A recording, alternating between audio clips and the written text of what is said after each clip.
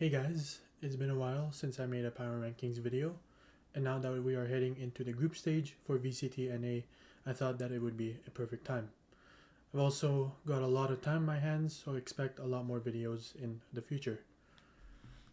We got out of a powerful performance from Optic Gaming at Masters Reykjavik 2022, and 2 open qualifiers to decide all 12 teams going into this upcoming group stage. In today's rankings, expect some surprising teams showing up and teams that may be too high or too low. Please tell me in the comments which teams deserve to be higher, lower, if they're in the right spot, or they shouldn't even be in my top 15. We'll start off with some honorable mentions, which are teams who are worthy to bring up, but not quite as good as the 15 teams I will be showing. Teams like Soar, Genji, Dark Zero, BBG, and New York Fury all had amazing showings in both open qualifiers, but unfortunately did not ultimately qualify. These 5 teams definitely at the top of Tier 2 NA Valorant teams, some even close to Tier 1. Let's get started with my top 15. At the number 15 spot, a team that might be surprising to some, not surprising to others, maybe they should be higher on the list, but at this spot we have Accru. Accru has been that tier 2 team that has been always trying to burst into the tier 1 scene for quite a while. And even though they released Calm and Kanpeki, before going to these qualifiers they picked up right where they left off, with adding Zachary and Giovanni becoming perfect fits for this team. With the first open qualifier, we can see a little bit of foreshadowing where in the upper round of 16 they were able to take a map off of Sentinels.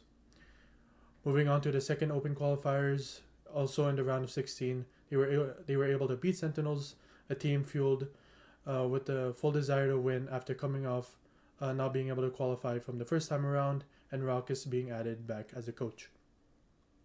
The games were close, 13-10 Accru on Icebox and 15-13 Accru on Bind. After beating Sentinels, they beat BBG, and then they met 100 Thieves for a qualification spot into the group stage. They unfortunately lost, and then met up with Sentinels again in the lower bracket, and for the very last spot in the group stage.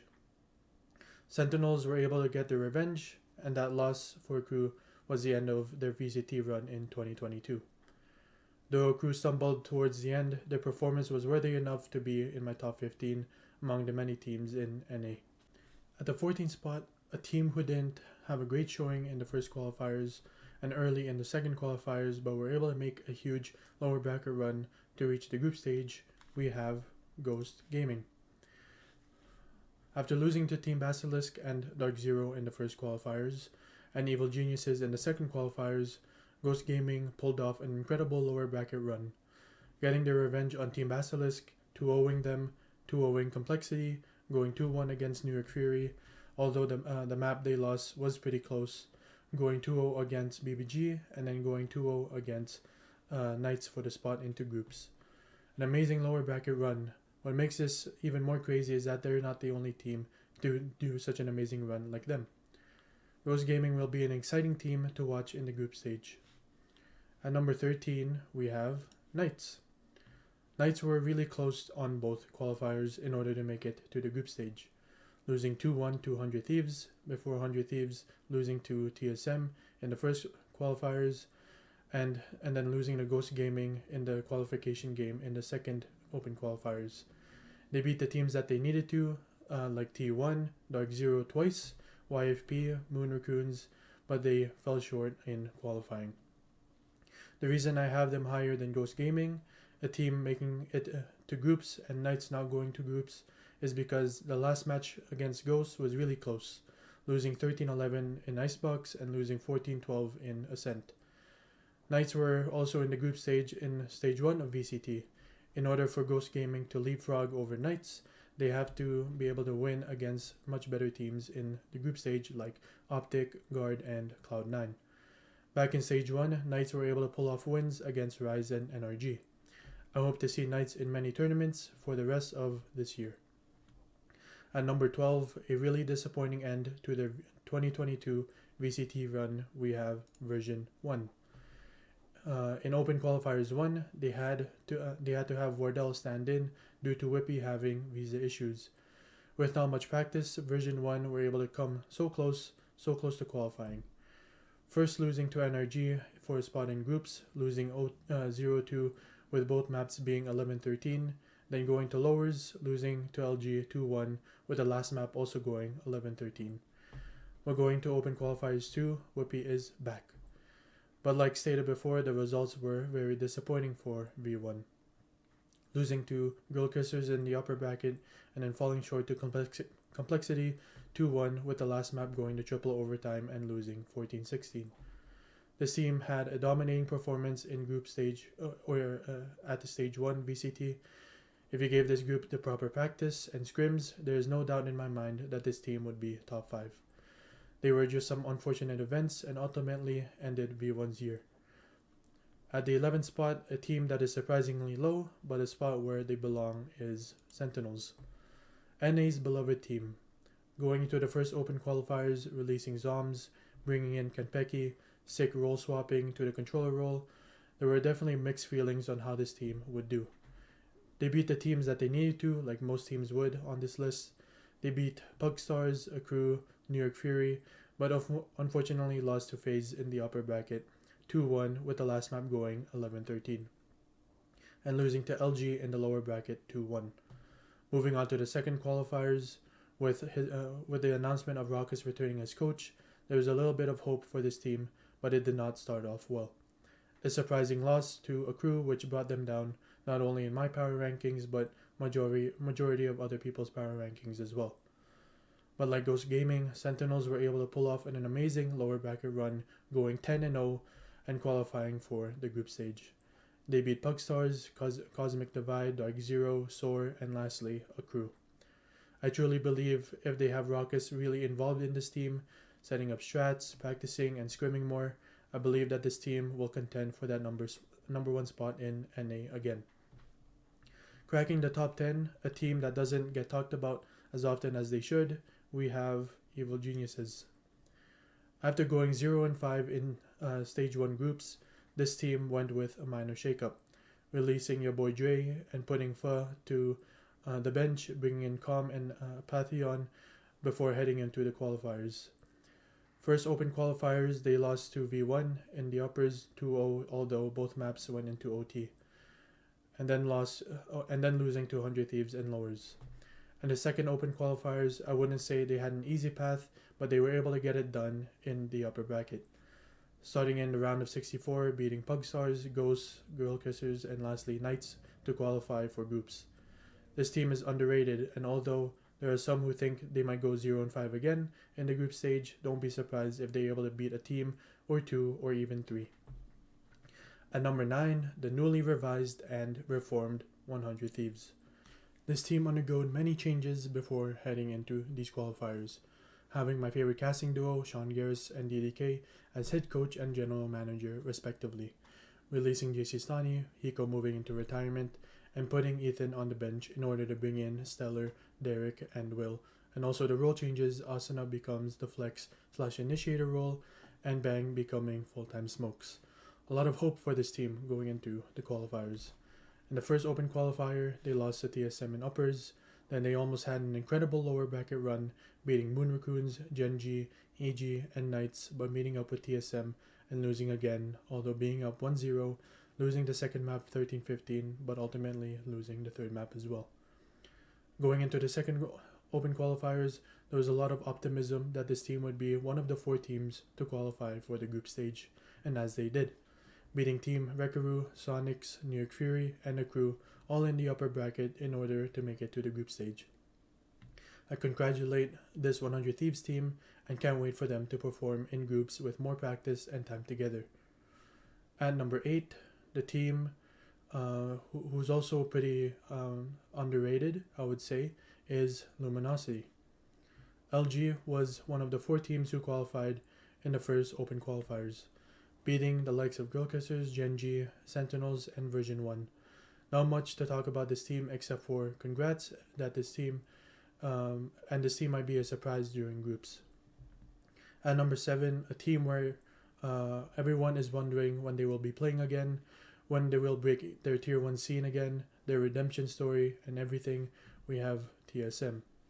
Having to go through retool after retool, falling short a countless amount of times in qualifiers, with Waddell now moving in with the team in Texas, dropping Aleko, going through the Bang experiment, picking up Corey, Rossi, GMD, and Seven, and Sabrosa being the last standing member of the OG roster. There wasn't much hope with this team, and if there was, they needed to prove it right now in these last qualifiers of 2022.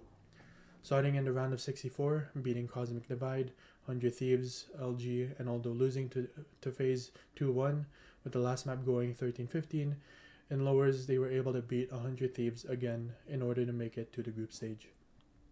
After many months of despair, being memed on, being trolled by Boaster, this team was able to rally back up, and definitely an exciting team to watch in the group stage.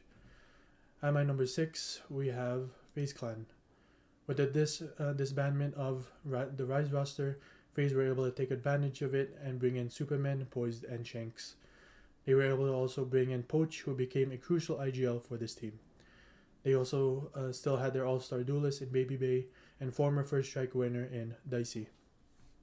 In the open qualifiers, this team wasn't talked about much. Many teams focused on Sentinels, 100 Thieves, TSM, Version 1, and justifyingly so. But this team went under the radar, beating Sentinels and TSM towards the end of the bracket in order to make it to the group stage. Another team very exciting to watch in these upcoming group stage matchups. Quickly talking about the group stage for Stage 2 of NA VCT, I'll be going over the groups and the teams in a later video that will be released this Friday, and I will be discussing my predictions as well. Coming back to the power rankings, starting my top 5 is NRG. I believe bringing in Ethan really solidified this team. There was a video out there where Hayes said he will not pass up another opportunity for Ethan to be on his team. Strong performance out of this team in the open qualifiers, going 8-0 in the upper bracket to qualify. NRG has implemented many of Optic's agent compositions in some of their maps, and it has worked out for them. Can't wait to see this team in the group stage. Down to the final 4 teams who automatically qualify for the group stage and then have to go through all these qualifiers. But at my 4th spot, we have XSET.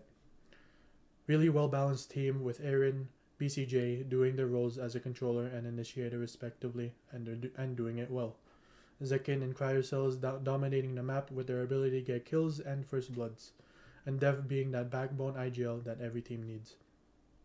Back in Stage 1 playoffs, they were able to get off a map out of Optic and went on a good lower bracket run, but falling short to Cloud9 and ending their hopes to making it to Iceland. XSET among the favorites to be one of the 2 teams making it to Masters 2. At number 3, we have Cloud9. Cloud9, though, a disappointing way to finish their playoffs, losing 0-3 to the Guard and having that 3rd place curse once again, they decided to not go through any changes, which I believe is the best idea for this team. They are one of the best teams in NA, and they could contend for that number 1 spot any day if they wanted to. I think the question we have for XSET, C9, and the two teams ahead of them I have in my power rankings is how well they are able to adapt to the changes to the agents. A question among all the teams as well. XSET, C9, Guard, and Optic had the most time to prepare to the Sova and Jet changes and the introduction of the new agent, Fade. Very exciting to watch C9 again to see if they can dominate the group stage again like they did the last time. At my number 2 spot, after a disappointing showing at Masters Reykjavik, we have the Guard. Sure, the format didn't bode too well for the Guard at Masters, not having to play any games going into playoffs, and racing against the soon-to-be champions in Optic, and also losing to Paper X. This team is very capable of winning this region once again. They beat Optic before in the grand finals of last playoffs, and so no doubt in my mind they can't do it again. With more time together, chemistry, and MCA behind the operations, this team has the opportunity to go to Masters 2. At my number 1 spot, our Masters winners, our current world champions, we have Optic Gaming. An absolutely incredible performance at Masters Reykjavik. After losing their first match at Masters against Xerxia, people had doubts if Optic was able to come back, but they did. Finishing off the group stage with beating Crew, revenge on Xerxia, going into playoffs beating the Guard, and also beating DRX, who are considered favorites throughout the whole event.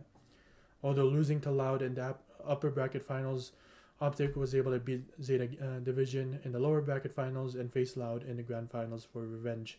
And revenge is what they did.